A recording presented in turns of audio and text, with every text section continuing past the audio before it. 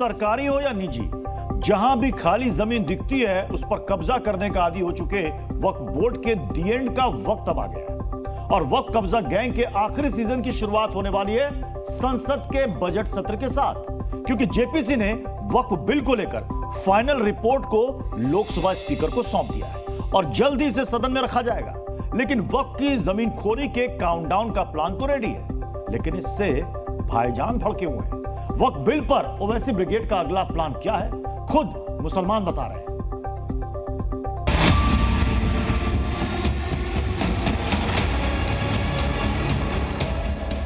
वक्फ का कानून बनेगा तो भारत में प्रोटेस्ट होगा इंशाअल्लाह। वक्फ कब्जा गैंग का समझो आखिरी सीजन शुरू हो गया। में सोशल इंस्टेबिलिटी पैदा होगी। हम भारत को 1980 और 1990 के दहे में लेकर जाएंगे।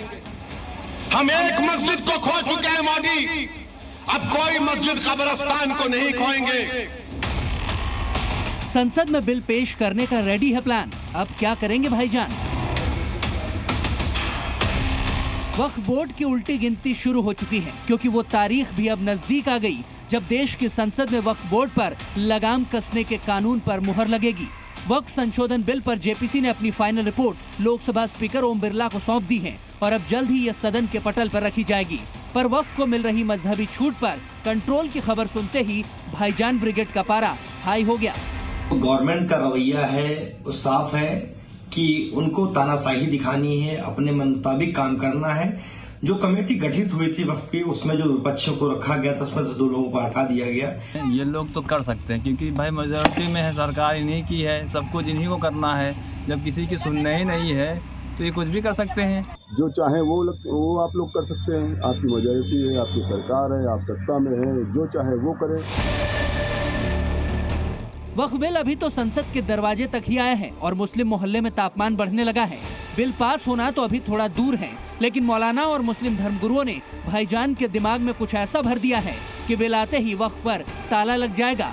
वक्फ में सुधार से मुस्लिम इसलिए भी डरे हुए हैं क्योंकि उनको लगता है कि ये बिल पास होते ही वक्फ बोर्ड की 90% संपत्तियां उनके हाथ से चली जाएंगी, क्योंकि ओवैसी और कांग्रेस सांसद इमरान मसूद कह चुके हैं कि वक्फ की 90% संपत्तियों के कागज नहीं हैं। भाईजान को ये भी लगता है कि देश भर की कई मस्जिदों पर मुस्लिमों का दावा कमजोर हो जाएगा या फिर वो मस्जिदें उनसे ले ली जाएंगी।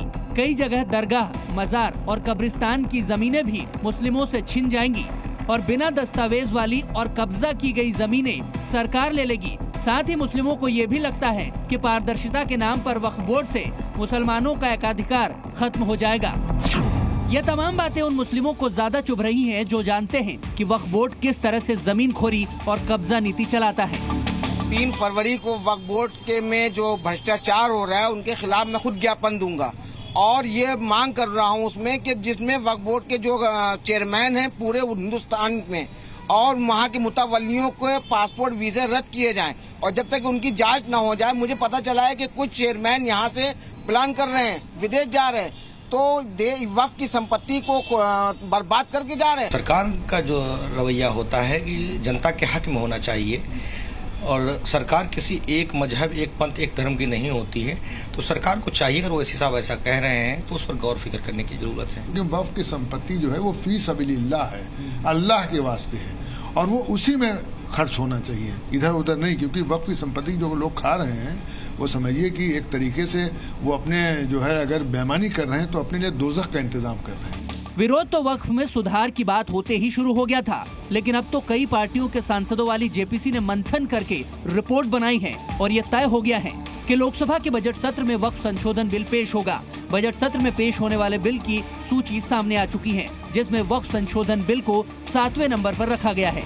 बजट सत्र की शुरुआत 31 जनवरी यानी कल से होगी, जो 4 अप्रैल तक चलने वाला है। 1 फरवरी को देश का बजट आएगा और फिर उसके बाद जल्द ही वक्फ बिल का नंबर आ जाएगा, यानी वक्फ की जमीन खोरी का दी एंड की तारीख तय हो चुकी है। तो अब मुस्लिम क्या करने वाले हैं?